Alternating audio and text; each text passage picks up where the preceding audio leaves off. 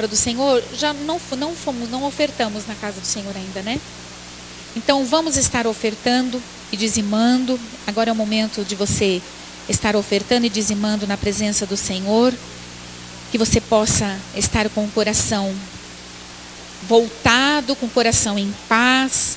Senhor, abençoa os dízimos, abençoa, Senhor, as ofertas. Senhor amado, vem prosperar. Senhor, aquele que não pode também prepara, abre as portas, Senhor amado, daquele que não tem, para que possa, Senhor amado, ter para ofertar e para dizimar na tua casa, Senhor. Abençoa o celeiro, dá sabedoria, Senhor amado, neste lugar também, Senhor, para, Senhor, orientarmos, Pai, tudo aquilo que está sendo dizimado, tudo aquilo que está sendo ofertado, Senhor, para que nós possamos administrar na sua casa, Pai. Em nome do Senhor Jesus Cristo, Senhor, nós te agradecemos, meu Pai, por tudo aquilo que o Senhor tem nos dado, Senhor, por tudo aquilo que o Senhor tem feito neste lugar, Senhor, e que nós possamos ser, Senhor amado, homens e mulheres também, que semeiem, Senhor amado, na vida daquele que não tem também, Senhor, em nome do Senhor Jesus. Pai, este momento é o momento da tua palavra. Senhor amado, eu quero apresentar a vida da Dani nas tuas mãos. Fala conosco, Senhor meu Deus, que nós possamos estar com ouvidos abertos à sua voz. Tem liberdade para falar com a tua filha e que ela possa ser, Senhor amado, um canal de bênçãos, que ela possa ser, Senhor amado, um instrumento, Senhor amado, sim, para falar conosco, Senhor. Tem liberdade para curar, tenha liberdade para transformar, tenha liberdade para operar. Em nome do Senhor Jesus Cristo, guarda este lugar embaixo de uma redoma de fogo. Em nome do Senhor Jesus, enquanto estivermos aqui, Senhor, trabalha no que é nosso. Guarda cada família representada neste lugar, Pai. Em nome do Senhor Jesus.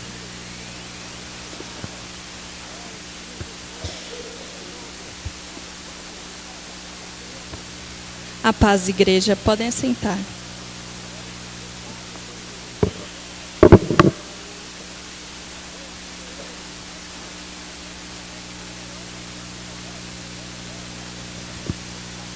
Bom, o que eu vou falar hoje é praticamente o que a gente aprendeu ontem na aula de teologia. Foi muito abençoador e a pastora sugeriu que fosse passado para a igreja. E eu creio que vai abençoar vocês também, da mesma forma que nos abençoou ontem. Vamos abrir as nossas Bíblias em Romanos, no capítulo 2. Eu vou ler do versículo 1 ao versículo 29.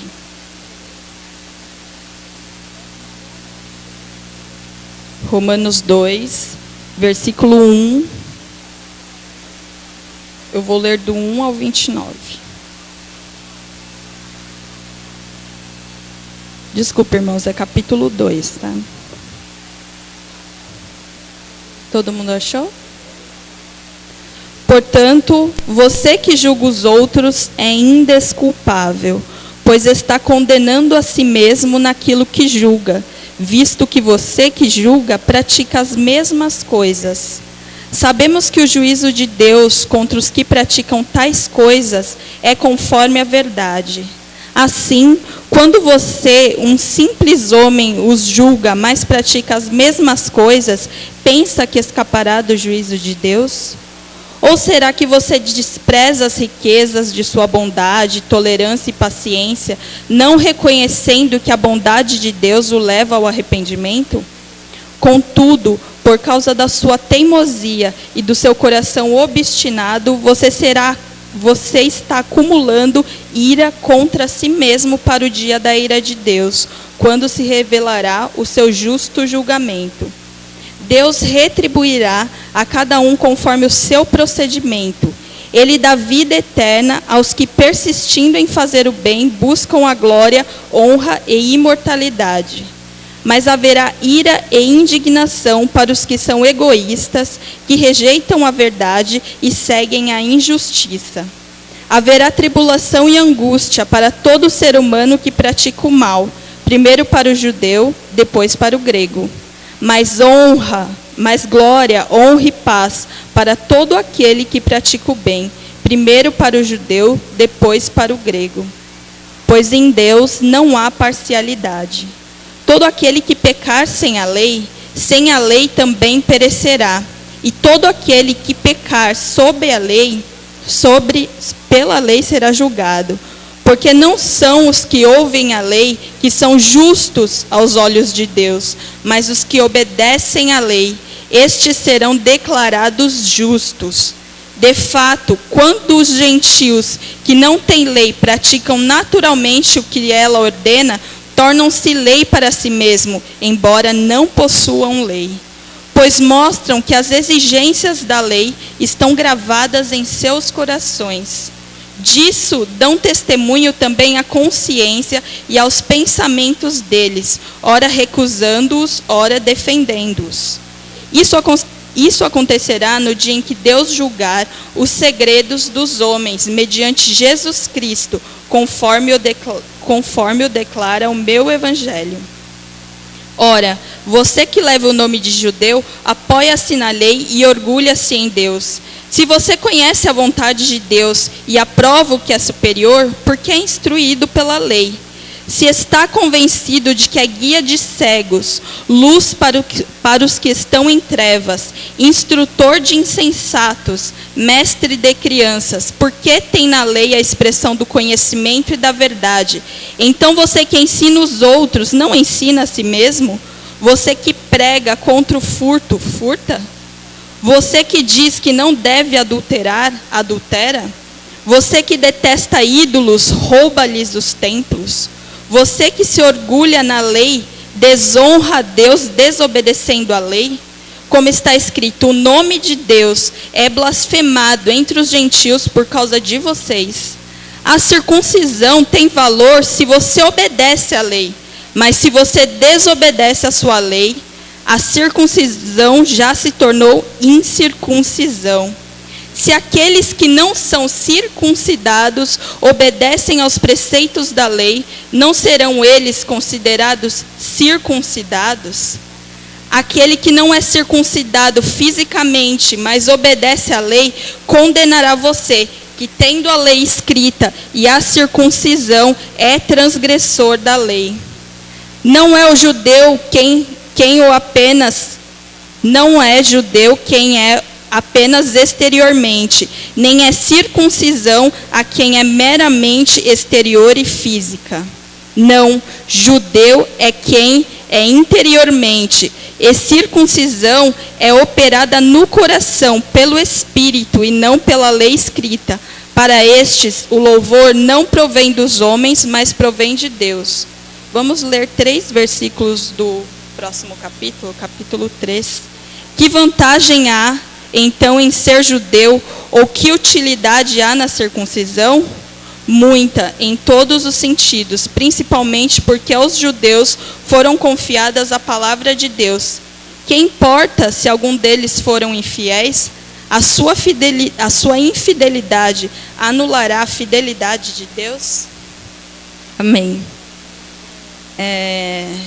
Essa é uma palavra forte que o apóstolo Paulo passa para a igreja de Romanos. É um alerta que ele faz a cada um de nós que nos intitulamos crentes, cristãos.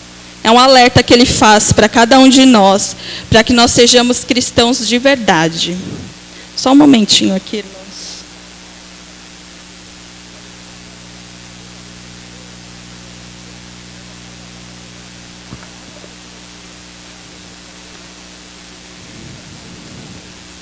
Bom, nos dias atuais, cada um de nós é um porta-voz de Deus para o mundo, né? Nós denunciamos as obras de Satanás para todos aqueles que estão nas trevas. Nós muitas vezes falamos para as pessoas não mentir, falamos para as pessoas não adulterar, falamos para as pessoas não fazerem diversas coisas que nós denominamos obras das trevas. Mas muitas vezes nós não olhamos a nós mesmos, que estamos em densas trevas. Fazemos aquilo que é pecado e falamos para os outros não fazer. Muitas vezes falamos até para os nossos filhos que não se deve falar palavrão e muitas vezes nós falamos, né? Nós ensinamos as crianças e não fazemos. Esse é um comportamento dúbio de muitos crentes. Crentes que têm esse comportamento e se tornam totalmente perniciosos para aqueles que estão em volta. Irmãos, quando o crente não tem um bom testemunho, ele prejudica todas as pessoas que estão em volta deles. Porque o mundo espera um outro comportamento daquele que se diz cristão. A gente pode não saber, mas as pessoas estão nos observando. Basta a gente dar um tropecinho, ele fala, olha lá o crente, o que o crente fez, né? Ninguém é perfeito, né, irmãos? Mas nós devemos nos esforçar para entrar no caminho que o Senhor quer para cada um de nós. Falando disso, o Senhor Jesus, ele fala de uma parábola, que é do trigo e do joio.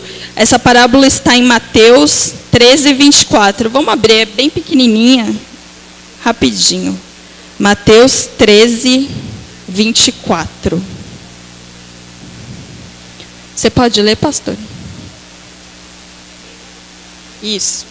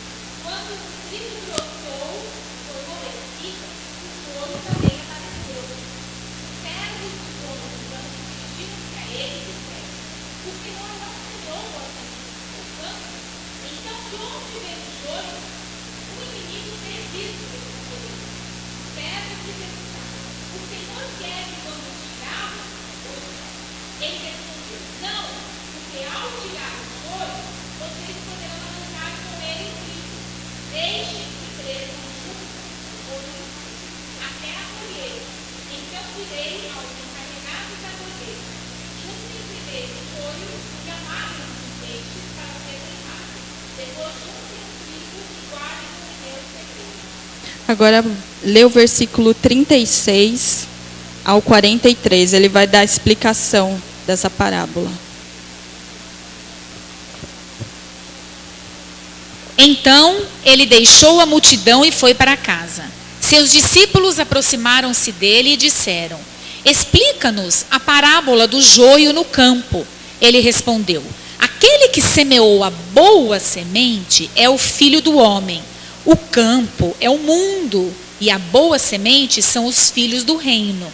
O joio são os filhos do maligno. E o inimigo que o semeia é o diabo.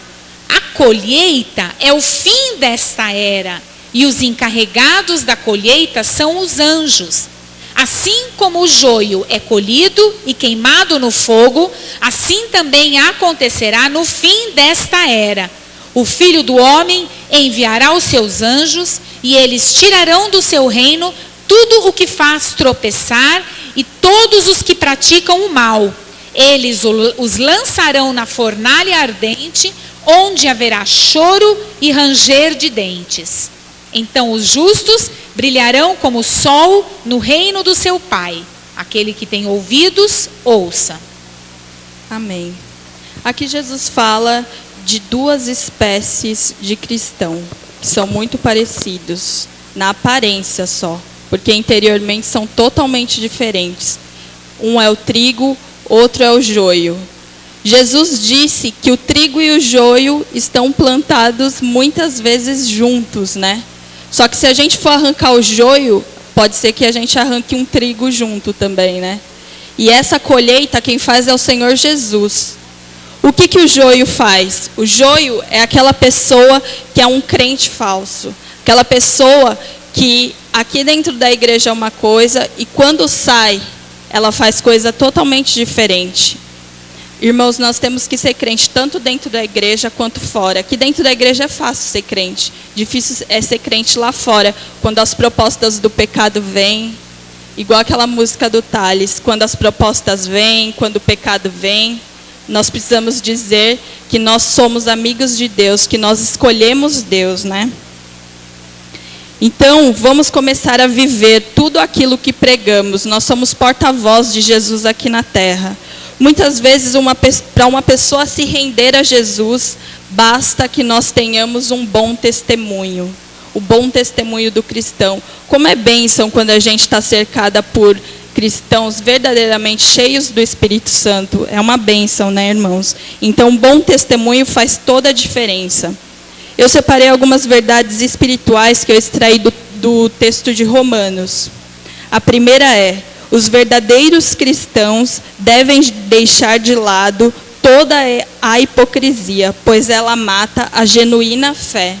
Então, se nós somos hipócritas, nós matamos a genuína fé que o Senhor colocou no nosso coração. O Tato cantou essa música que nós devemos voltar ao primeiro amor. Então hoje é uma oportunidade para cada um de nós analisarmos a nós mesmos e possamos voltar ao primeiro amor, a genuína fé de Cristo, né?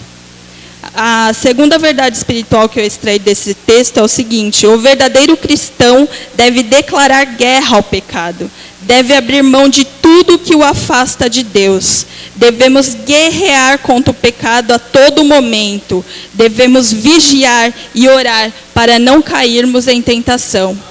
Então, de que adianta a gente admitir que nós somos pecadores? Eu sou pecador mesmo, eu faço mesmo. Nós temos que declarar guerra contra o pecado. Uma vez a pastora Samira pregou sobre isso, né? Uma pregação em cima do John Piper, né? Da pregação do John Piper. O que adianta nós sabermos onde nós estamos errando, se nós não fazemos nada para mudar? Nós temos que declarar guerra contra aquilo que o Espírito Santo fala dentro de nós. Nós sabemos qual é a área que o Espírito de Deus tem que tratar dentro de nós. Quando eu estava fazendo essa palavra, e mesmo ontem, quando a pastora estava passando para nós na teologia, o Senhor falou muito comigo. E eu preciso de mudar muito. Então hoje, eu quero voltar ao primeiro amor. A terceira verdade espiritual é: o verdadeiro cristão deve fugir de toda aparência do mal. Você deve dizer não às propostas indecentes do pecado. Se você acha que não vai resistir, então fuja do diabo. Resista ao diabo e ele fugirá de vós. A quarta verdade espiritual é: leia a Bíblia e ore todos os dias para fortalecer o seu espírito e para conhecer mais das Escrituras. E através da oração nós adquirimos mais intimidade com Deus. E através da intimidade que nós temos com Deus, nós conseguimos conhecer qual é a perfeita e a boa vontade de Deus nas nossas vidas. A quinta verdade é: se deixe ser cheio do Espírito Santo. Venha para os cultos, viva aquilo que você prega, tenha intimidade com Deus na sua casa, lá ajoelhado em secreto com o Senhor. Somente desta forma seremos completamente cheios de Deus e viveremos em plenitude do Espírito Santo. Às vezes eu penso, o que um crente pode fazer na plenitude do Espírito Santo, né? Quem segura um crente cheio do Espírito Santo?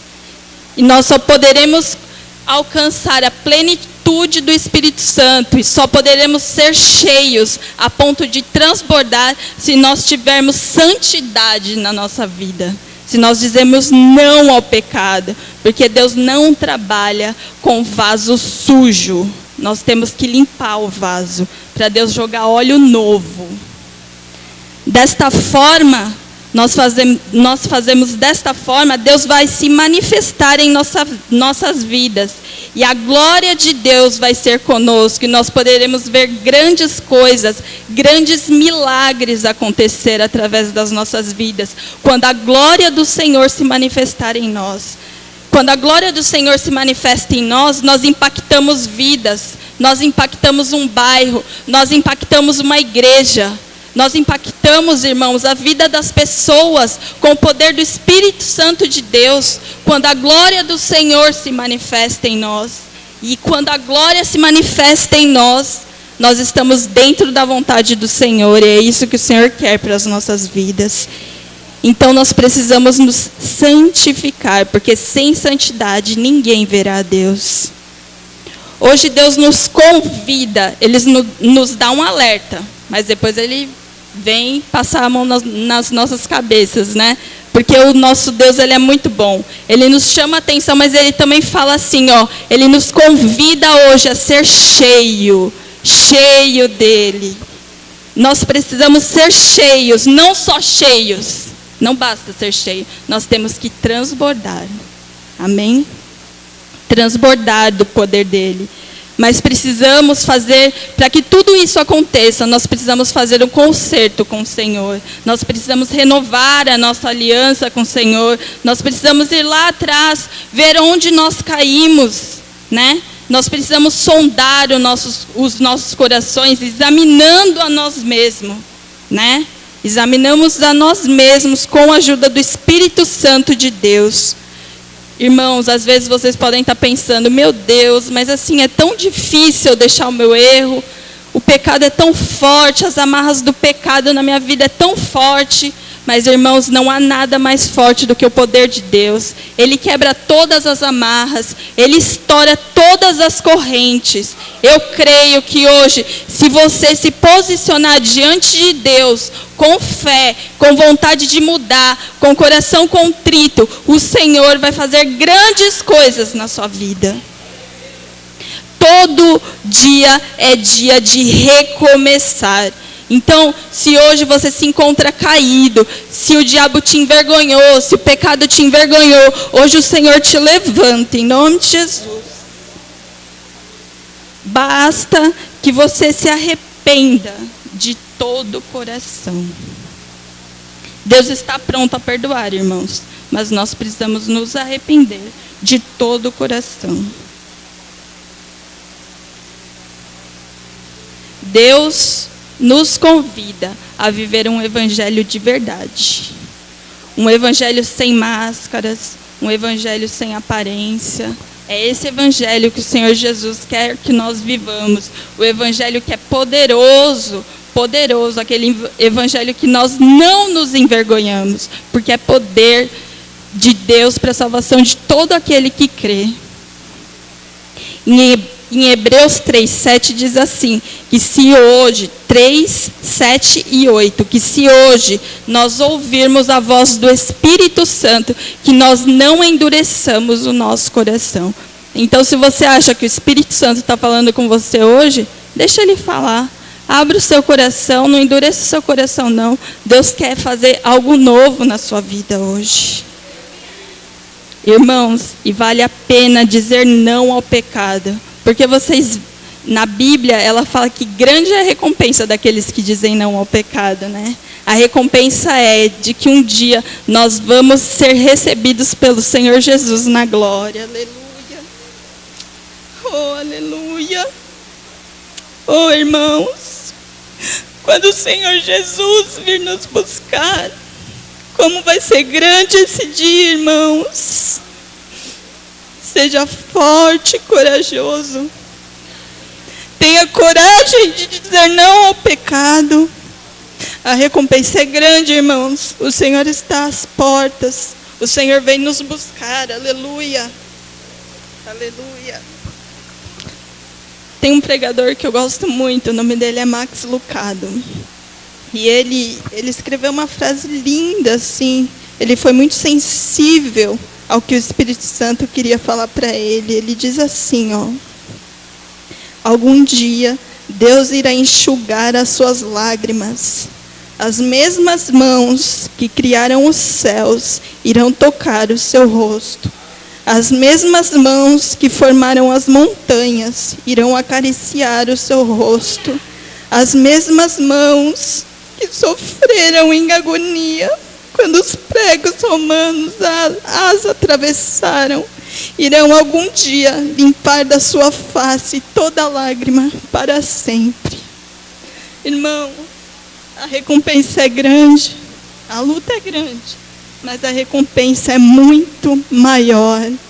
Irmãos, a breve e momentânea tribulação que nós passamos aqui não pode se comparar com a glória futura que o Senhor está nos preparando.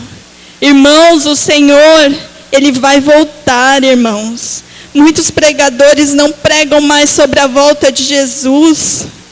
A igreja muitas vezes se esquece da volta do Senhor Jesus. E a Bíblia diz que sem santidade ninguém verá Deus. Irmãos, a volta do Senhor é iminente.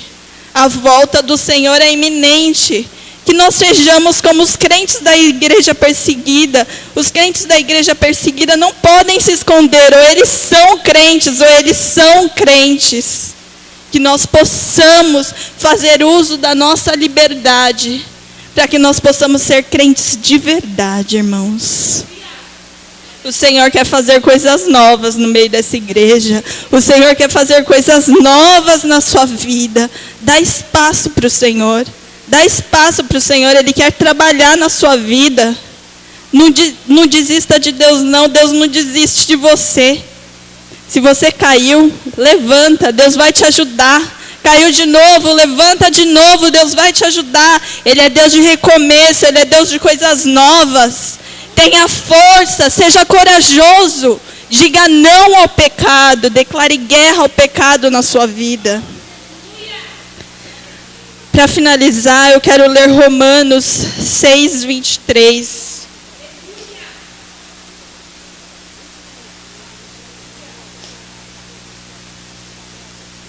6, 23.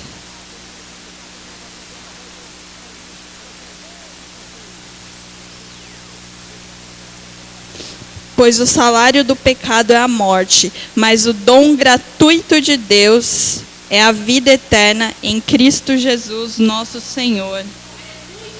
Então aqui diz que o salário do pecado é a morte, mas o dom gratuito de Deus, Ele dá de forma gratuita, Ele dá de coração, Ele dá com amor, é a vida eterna em Cristo Jesus.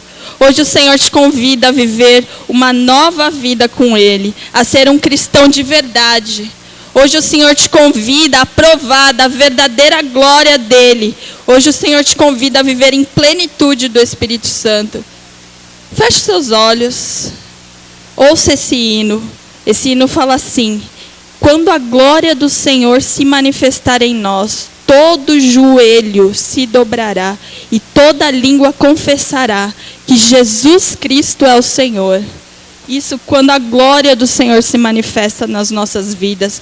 Ou as outras pessoas veem o Deus forte que nós servimos. E todo joelho se dobra a esse Deus forte e poderoso. Pode pôr, Sami.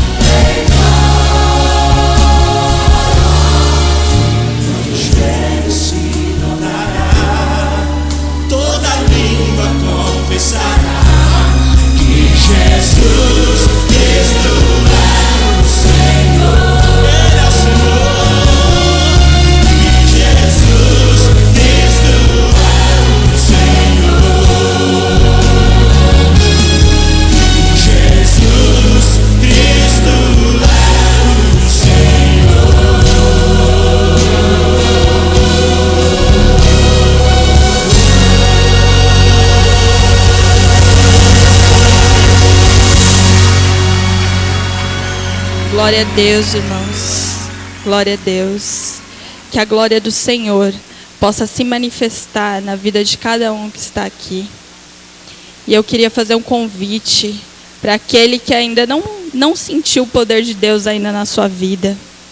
Queria fazer esse convite para aqueles que ainda não conhecem o Senhor Jesus. Às vezes conhece até de ouvir falar, mas não de andar com Ele.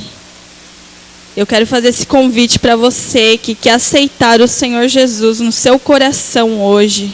Para que o Senhor faça a diferença no seu dia.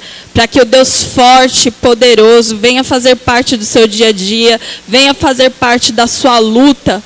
Deus nunca nos deixa sozinhos nas nossas lutas. Se você quer hoje aceitar o Senhor Jesus na sua vida, dê um sinal com a sua mão. Não fica com vergonha, não. Hoje é a oportunidade que o Espírito Santo abre para que você entregue a sua vida para o Senhor Jesus. Eu peço que todos fechem os olhos, que às vezes alguém está com vergonha, para a pessoa ficar mesmo sem vergonha.